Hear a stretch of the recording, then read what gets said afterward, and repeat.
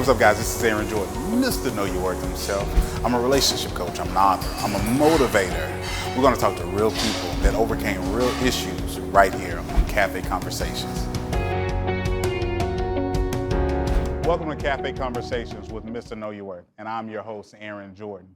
We have a very special guest in the house with us today, Dr. Toy. Dr. Toy, how are you doing today? I'm good, Aaron. How are you? I'm doing wonderful. So, I always like to start with just letting the audience get to know the person who we have on the show today. Just getting people to understand the story behind the person. So if you can just tell us a little bit about yourself. Okay, wow. Well, my name is Dr. Toy Dennis. I am the CEO and founder of Serenity House Women's Shelter in Clarksville, Tennessee. I'm also an educator and an author. I have been working with children and women, homeless women and children for over 7 years now. I've had my business. I do a lot of different things, you know. I've worked with you on several occasions at 2 of your conferences already. Two over the past couple years. Yeah. So that's me. Awesome. So let's talk about this for a minute. I always like to let people know about the story of how certain people got to the point where they are now. Let's go back to the beginning. Tell us about that. Okay. Well, I'm originally from Champaign, Illinois. Champaign, Illinois. And I have overcome a lot of different challenges growing up. So growing up, my family experienced a lot of different challenges as far as experiencing homelessness. So that's been a passion of mine. As a teenager, when I was in college, when I was working on my doctorate degree, I wrote my dissertation on homelessness and how it affects children's mental health and behavior. I wanted to know if other homeless children experience the same thing that me and my siblings experience. So that's what started me to start Serenity House Women's Shelter in Clarksville, Tennessee. And so it's basically your story of how everything started is connected to your mission. Yes. Correct? Yes. So it's amazing work that you're doing in the community as well. And a lot of people know me as the relationship guy. So in transcending through all those hardships and all those obstacles, how did that maybe possibly affect relationships, but also going into business as well? Wow, that's a really great question. Excuse me. Choked up a little bit? Yes, just a little bit. When you don't deal with your issues, your childhood traumas, it can trickle off or impact the relationships that you have. I can personally say that I probably would have made better choices relationship-wise had I dealt with some of the things that I experienced growing up. But I will say now the older me knows better. But in working with a lot of women and working with, I'm gonna say men too, through relationship issues and talking about different things, when we don't deal with it, we carry it around. We push those issues and those patterns off on other people. And when we don't deal with them, it makes it hard to try to build a relationship with anybody. And not only just a romantic relationship, but just personal relationships in general. You know, learning how to communicate with one another, just interacting in general. Even if you have children, that stuff can trickle off on your kids as well. Wow, and that brings me to this point here, because I love using my story to kind of shift and inspire and mentor others. So just a little bit background about me. I tell this all the time: 3 rings, 3 engagements. A lot of people look at me, or when they hear that, and they say, okay, what was going on with you mentally for you to be engaged 3 times and literally buy 3 rings?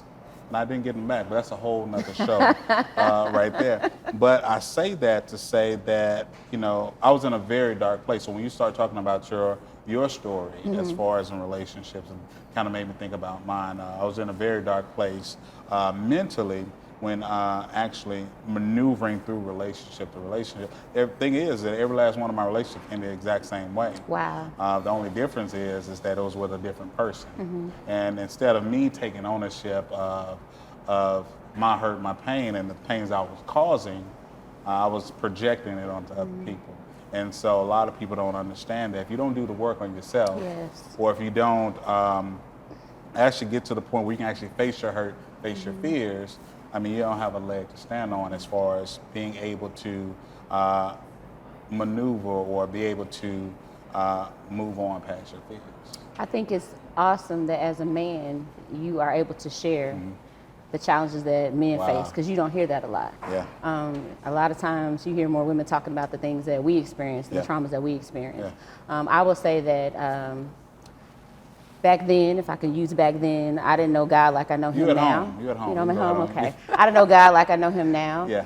And I know that it was his hand on my life that has Exactly. got me to where I'm at now. Yeah. And I feel like having a personal relationship with him has allowed me to better understand who I am as a woman. Most definitely. What I deserve, what I want, Yeah. what I don't want, and what to look forward to in the future as far as building relationships. So again, not only romantically, just with people who I Yeah. keep around me, Most because I feel like that's really, really important. Most definitely. And then you touched on a part about God having his hand on your dealings and shaping you. That's why I tell people you have to have that. You have to get back to connected to that source. A lot of the work that I do, sometimes I do a lot of work with women, but also I want to hone in on the men as well, because the thing is that how I tell men in relationships and just in personal development, period, how can you command leadership when your leadership capability is not That's intact? good. That's So you good. have to get back connected to the source, which is your creator, God. Right. You know, and to actually help and shift and shift your mindset too as well. So since we're on that topic, how does your faith played a part in your development too as well? Wow, how does my faith? But we can talk all day Yeah, about we sure this. all right? can. That's all I got. Yeah. That's what I know. That's who I am. Yeah. No matter where I go, no matter what I'm doing, I talk about God because Wow. he's who keep me. You know, he's the reason why I'm here. Yeah. And when I didn't have nobody, I know that I had him. Yeah. And I know that when I was in the storm and going through my trials and tribulations, Man. I had nobody but him. So it's important for me to acknowledge him in everything that I do. Yeah. It's important for me that any relationship that I get in, that the man that I'm with is a man of God, that he knows Exactly. God. We don't have a problem with, being submissive and those different kind of things, as long as we know that we're being led. Okay. Yeah, most and that definitely. he's being led by God. But, he's my everything. I mean, he's just, it's him. Most I know definitely. that, he's my source. He's my resources. Yeah. I've done a lot of great things, but I know it's nobody but God that has put me in these places. He put me here, sitting here talking with you. This is a Man, blessing. well, sure, I don't some take it for blessing. granted. So. And that's the thing that people don't understand. A lot of things in life and how we move and how we maneuver is more spiritual than it is Yes. physical. Because the thing, especially in relationships, when you're thinking about connecting and emotions and things of that nature, it's more spiritual than it is physical. Oftentimes I tell people that reason why it's more spiritual than it is physical is you're dealing with a lot of emotions. Yes. You're dealing with a person's psyche. You're dealing with a person's emotional well-being in that sense too as well. So oftentimes, I mean, when we think about it, like I said, I always like talking about myself. Not being from a literal standpoint, but from a teaching standpoint. It was a lot of times where I was that prodigal son. I was running from my calling. I was running from a standpoint of saying like, okay, well, this is the position that you need to be in. And when you keep running, you only can run for so long. That's very true. Until you come back full circle. That's true. And I'm pretty sure some of the things stories you hear from some of the women that's in your nonprofit as well, right? Yes. When you think about relationships, you think about homelessness and working with a lot of the women, you think of people being just out on the street, but everybody has a significant story. Yeah. It may be that they may be coming out of an abusive relationship. Yeah. It may be that they were brought to the city because their family told them to move there and they didn't want. And just trying to run from the situation. But like you said, when we don't deal with it or we don't do the work, we find ourselves going through the same type of cycles. Yeah. So It's like I feel a roller like, coaster. I feel like now this is the season where we're breaking cycles. where, Exactly. we're not doing cycles anymore. Cycle breaking season. Yeah, cycle breaking season. That's a 2020. tweetable, people. Yes, We're gonna yes, put that cycle on breaking Twitter. season. Yes. And so, but yeah, so just like cycles, it's just like a lot of people. I tell people the definition of insanity is keep doing the same thing over and over again, but expecting different results. So if you're looking for different results, you got to get off that roller coaster. Yes. You have to be willing to make some changes, make the shift Yes. in your mind mentally. And so with some of the women that's in your shelter, I'm like, what are some of the programs that you offer Well, we have what is called the Healthy Living Series program. Okay. It's a program I created 3 years ago with my board of directors, and I bring in subject matter experts every Monday from 5:30 to 7:30. Okay. And they come in and they teach the ladies how to cook, make a meal on a dime. Wow. We do exercise in class. Wow. I have a nurse that comes in and we talk about first aid, CPR, and other health issues that women have. I also have a family specialist that comes in and talks about love languages, the different Wow. languages of how to not only to communicate in relationships, but with romantic relationships, but how to communicate with your children, how to communicate with your significant other. So it's been a successful program. Over the past 3 years, I've had over 350 women complete the program. Yes. Say that one more time for the people. Over the past 350 women. So it's 350 souls that you're impacting. Yes. And 350 people that you're drawing closer to understanding their value, understanding their worth, understanding whose they are, and what they are. Yes. Correct? Yeah. And so, shifting that, what are outside of some of the programs? What other dealings have you had with some of the women too as well? Well, my focus is transition, so we do rapid rehousing. Okay. The goal is to get them in a permanent housing. Okay. So paying for first month's rent, paying for deposit, continuing to help them so that they can get up on their feet. Sustainability is really, really important. Working with landlords around in the community to say, hey, she's in this situation, but she's not going to be in this situation for too much longer because she has a job. We're just helping her get back, on her feet. So let me ask you this question here. So I know a lot of times I get a lot of emails or a lot of blasts on my social media bars with questions of people asking questions. How do I shift my focus to getting back to the appreciation of self?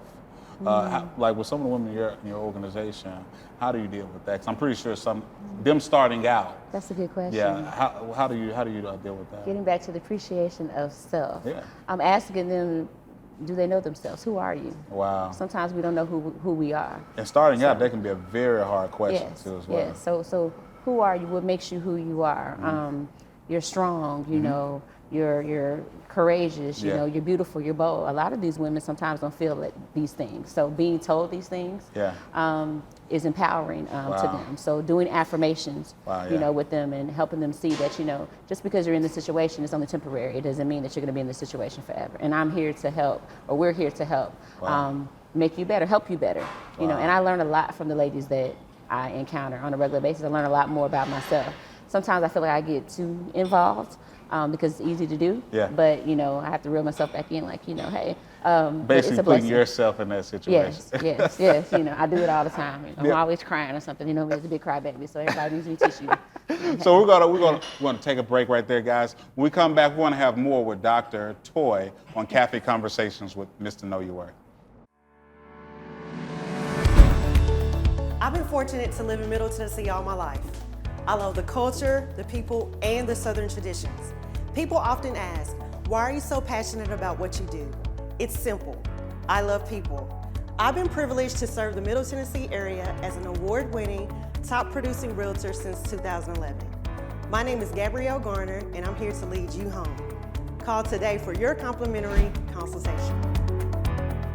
Today's show was brought to you by Tennessee Minority Pages, your one-stop shop for minority businesses. Hey guys, welcome back to Cafe Conversations with Mr. Know Your Worth, and we're here with Dr. Toy. How you doing, Dr. Toy? I'm you feeling good. okay? I'm feeling great. Before the break, we was actually talking about some amazing things, some amazing key points, and transitioning, and just not only in personal development, but in relationships, and helping people transcend through their own issues too as well. So just want to pick back up where we left off. In the women that were in your organization that you mentor, you coach, that you have a huge impact on their life. Just with some of the things that take place in their life, like with you and yourself, how do you guys transcend through that? Because when you get someone that's like really ready to give up, because I'm pretty sure when they first come in, they're defeated, they're at their lowest point. So how do you guys transcend through that? I always like the ladies to try to dig deep. Okay. There's things that sometimes we as women that we don't address. Yeah. again, you got to go back to your childhood issues. You got to go back to the baggage that we carry. Wow. So I try to get them to dig deep, talk about the things that they don't normally talk about or that they don't share. Let them know that it's a confident place, that what they share with me, is confidential. Once we start digging deep, so many different things tend to come up. And once they start dealing with those different things, then it makes things a little bit better because they're able to address it. So being molested as a child, being raped, being told that they're not beautiful, or not having a father in the home, maybe being a mother at an early age, not having a role model, somebody to show them how a woman should be and things, how to deal with things as they're growing up, so that I guess you could say having a good role model, somebody that has an example. And a lot of times, a lot of the women that I encounter, they don't have those things. Wow. A lot of it's daddy issues. Wow. You said something really, really is important. I think that translates to everybody, both men and women, unknowingly about the baggage that we carry. Yes. So when I was, if you didn't know, I battled depression. Okay. And so I was in a very dark place. And so going through that whole transition, I was dealing with some things subconscious that I didn't even know that I had issues with. And so looking back on that and being able to really hone in and dig deep on the baggage that I unknowingly carry, Yes. It put me in a mindset of wanting to give up. Because when we get to the point of where we're dealing with so many things and we don't have people that we can actually go to and talk to, Yes. like your organization provide, we get to a point where we're feeling defeated. We get into a point where we're wanting to end life, and me personally, I was at that point too, a little bit over 10 years ago, and so, but it was just one of those things where I had to really get back connected to my source, and that was my creator, was God. And so with some of the women in your organization too as well, how are the faith level when they come in? Well, Serenity House is not a faith-based organization, and I kind of did that on purpose. I feel like you need to meet people where they are. Exactly. So when you force God on people, sometimes they tend to stray away. But when you have God in you and you're walking with Christ, people can see that, they can feel it. It can exude from you. Yeah. So they will want to know a little bit more about who you're talking to, who you're praying about, what you're doing. So a lot of times I meet women who don't have a faith base. Wow. They don't have anybody they look to, but I may ask, well, have you prayed? Yeah. I may put out a scripture or, talk to them about the Bible a little bit, but I don't push anything on anybody. Everything that I do is, God is the foundation of it. But again, I think meeting people where they are is really, really important. I had one lady who came to me who was very, very spiritual, and she thought that maybe because of her spirituality, she said that she went to see some psychologists, and she was even put in the, in the mental hospital, and they told her that spiritual-wise, the spiritual things that she was doing, they didn't understand it. But when she came and talked to me, I understood. You understood everything right there. Everything. She said, "I don't scare you." I said, "No, ma'am, because I'm a believer. So no, you don't scare me." Thank you for she was speaking life into me. So I encounter people who not only am I able to help them, but they're able to help me as well. Wow, and that's the thing about meeting people where they are, because meeting people where they are, you probably gain something out of that situation too. Unknowingly, she's thinking that you're helping her, but her story, her presence, and her essence is actually helping you as well. Yes. So what are some of the things that you guys are doing in the community too as well? So I know you have a lot of things that you do. I see it all on Facebook too as well. So. We just did the point in time last month. That's where in the state of Tennessee we go around and we count how many homeless are in the community. It's only a one-night thing. I honestly think that it should be more than a one-night thing, because you're not going to get a significant number or the right number of how many people are homeless in the community. But we did that last month. We have some other programs that are coming up. We normally do a 4K, a fun run / walk. I normally do that during the summertime. So 4K. Yes, 4K. What's the distance on that? I think we have to work out for a little bit before I can participate. I don't know. I don't run it. Did I say that? Hey. I'm just there for the event. But we've done it the past 3 years, and it's been really successful. I like partnering with other organizations, so the Salvation Army, the Old Firehouse Day Shelter, Safe Harbor, other organizations in the community to kind of bring forth more awareness. We're like the organization that kind of bridges the gap in the community. We're the new kids on the block, but bridges the gap in the community to say, hey, if they're lacking in one area, then maybe Serenity House can help. But you're bringing something fresh. Yes. There Something new. to the community, but also saving lives and saving souls in the process. That's the goal. That's that's amazing. That's the goal. So what do you guys got coming up? Currently, right now, we're going through some transition. Okay. So once we figure out where we're going with our transition, next quarter we'll be working on again. I said 4K, it's 5K. The 5K. Ooh, 5K, boy. 5K That sounds even longer, It's a short morning normally, the 5K, and then getting our programs back up and running, like our Healthy Living Series program. We're going to get that grant going again, because it's a grant-funded program, and get more ladies involved. And that program is open to any lady in the community. So. And which series was this again? It's called the Healthy Living Series. Let's talk about that a little bit. What does that involve? So again, it's the Healthy Living Series where each Monday for 5 weeks, a 5-week program where the women come in, and I have subject matter experts come in and teach on different subjects, food, building relationships, personal health, exercise, and then we do being safe. Wow. And we offer free childcare on site. And then when the ladies are there with us, each Monday that they attend, they get a $25 gift card. So can I get this $25 gift card? It's only for women. So they get a $25 gift card to a local grocery store. So Walmart, Kroger's, Publix, Aldi's, whichever grocery store I choose to go to get the card for for that week. So, yeah. Awesome. So I thought about one more question. And you know me, I'm the relationship guy, so I go deep. I go deep. So, and like I said, I like to use my story to kind of bring things out. Has there ever been a moment where you felt like giving up, and you felt like throwing in the towel? You felt like that you want to just call it quits. Yes. What made you keep going? God has a way of bringing awareness or opening your eyes to things. Sometimes, even in this business, I feel like I'm not doing enough. Wow. But there's either somebody placed in front of me, or I'm around people, or I get a small message or something to say, hey, you're making a difference. Because when you're not aware, when we don't deal with our own issues, and I know that I'm as we say, a work in progress. I'm a work in progress. We all are. We all are. But we don't deal with our own issues, and you're trying to help people. You got to know how to deal with your stuff, Most definitely you do. As well.